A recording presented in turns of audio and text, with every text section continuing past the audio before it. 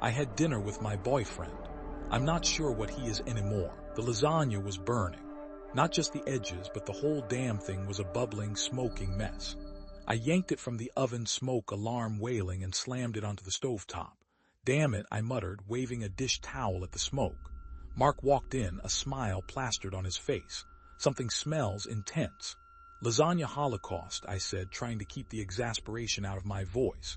He'd been so excited about having a nice, home-cooked meal. He chuckled, a warm, familiar sound that usually calmed me. Tonight it did nothing. Well, we can order pizza, or I could whip something up. That's what snagged my attention. Mark didn't cook, ever. Takeout was his culinary masterpiece. You cook? I asked, raising an eyebrow. Yeah, I saw this thing online. Pretty simple. Just give me like 20 minutes. He moved towards the refrigerator, and I swear his movements were different. More fluid, less Mark-like. I watched him pull out ground beef, tomatoes, onions, standard stuff. But then he grabbed a package of something I didn't recognize. It was dark, almost black, and looked vaguely gelatinous. What's that? I asked, my voice a little higher than normal. He glanced at me, that unnerving smile still in place. Oh, it's a kind of mushroom, adds a lot of flavor. Mushroom. I'd never seen a mushroom that looked like that. I decided not to push it. He set to work, chopping vegetables with a speed and precision I'd never witnessed before. It was mesmerizing, but also unsettling. This wasn't my Mark. My Mark burnt toast. Dinner was strange. The food was incredible, no denying that. Rich, savory, unlike anything I'd ever tasted. But Mark barely touched his plate. He just sat there watching me eat, that smile fixed on his face. This is amazing, Mark, I said, trying to break the silence. Seriously, you've got hidden talents. He just nodded, his eyes never leaving mine. That night I couldn't sleep. I kept replaying the dinner in my head, dissecting every detail, searching for an explanation for the unsettling feeling that had settled in my stomach. It started subtly, maybe a month ago.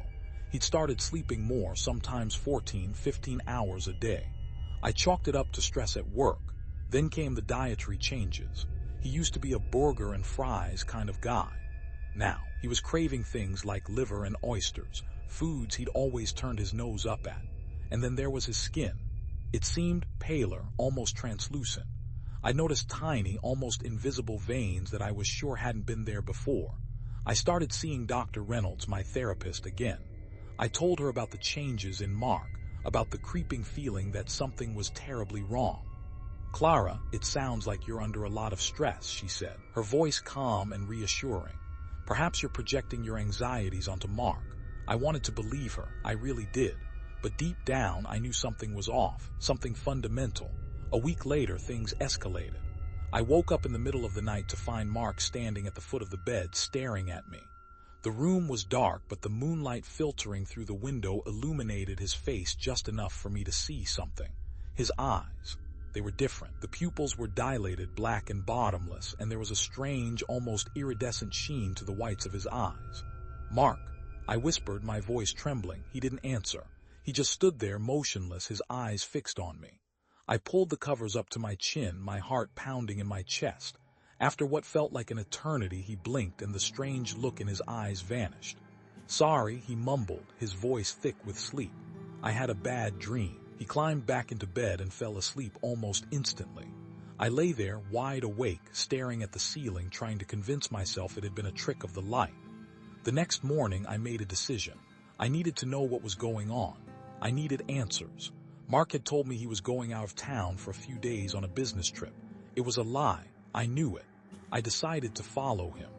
I waited until he left the house, then got in my car and trailed him. He didn't go to the airport.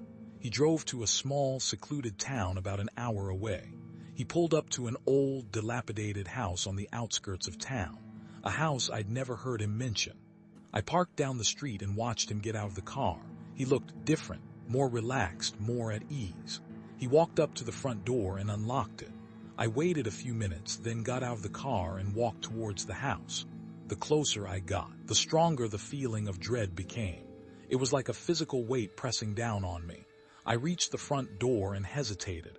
I knew I shouldn't go in there, but I had to know. I took a deep breath and pushed the door open. The house was dark and smelled of dust and decay.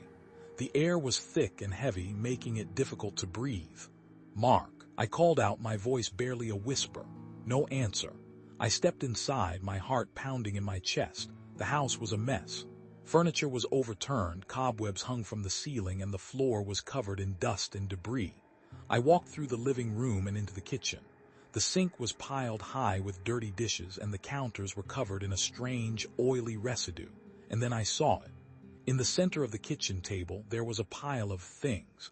They were small, fleshy, and vaguely human. I couldn't make out what they were exactly, but the sight of them sent a wave of nausea through me. I stumbled back, my hand flying to my mouth. I turned to run, but it was too late. Mark was standing in the doorway, blocking my exit. He wasn't smiling anymore. His face was expressionless, his eyes cold and empty. "Clara," he said, his voice flat and devoid of emotion. "You shouldn't be here." I stared at him, my mind reeling. This wasn't Mark. This was something else, something inhuman. What are you?" I stammered, my voice trembling. He didn't answer. He just took a step towards me. I turned and ran, screaming, through the house. I burst out the front door and into the street, not stopping until I reached my car. I jumped inside, locked the doors, and started the engine. I slammed the car into reverse and sped away, my eyes glued to the rearview mirror. Mark was standing in the middle of the road, watching me. He didn't move. He just stood there, his eyes burning into me. I drove all the way back to the city, my hands shaking, my mind racing. I didn't stop until I reached the police station. I told Detective Harding everything. About the changes in Mark, about the strange food, about the house in the woods, about the things on the kitchen table. He listened patiently, his expression unreadable. When I was finished, he leaned back in his chair and sighed. "MS. Davis," he said, his voice calm but firm. "I understand you're upset, but what you're telling me is difficult to believe. We'll check out the house, but I can't promise we'll find anything. They found the house. They found the mess. They found the residue.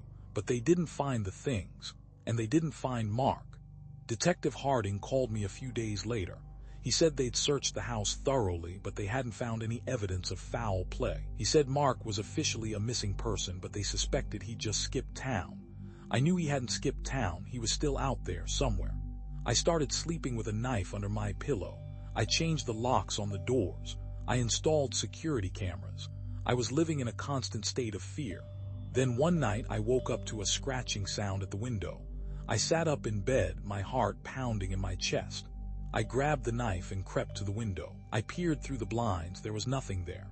I let out a sigh of relief and turned to go back to bed, and then I saw it. A figure standing in the corner of the room, shrouded in shadows. "Mark," I whispered, my voice barely audible. The figure stepped into the light. It wasn't Mark. Not exactly. It looked like him, but different, twisted, distorted.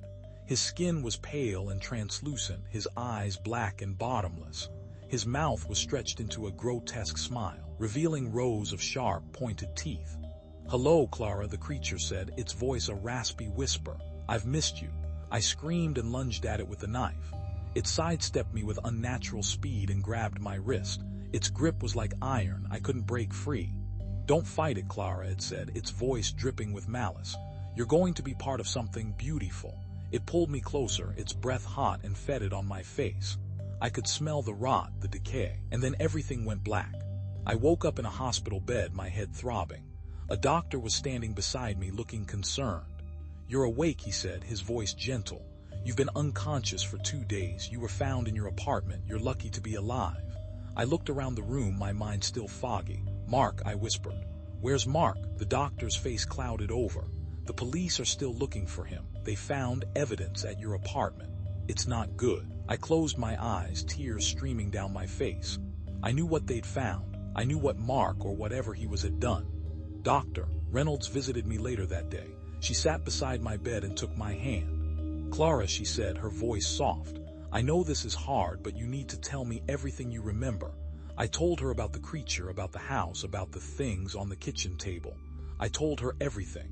She listened patiently, her expression unreadable. When I was finished, she squeezed my hand. "Clara," she said, her voice gentle but firm, "I think you need to consider the possibility that this may all be in your head."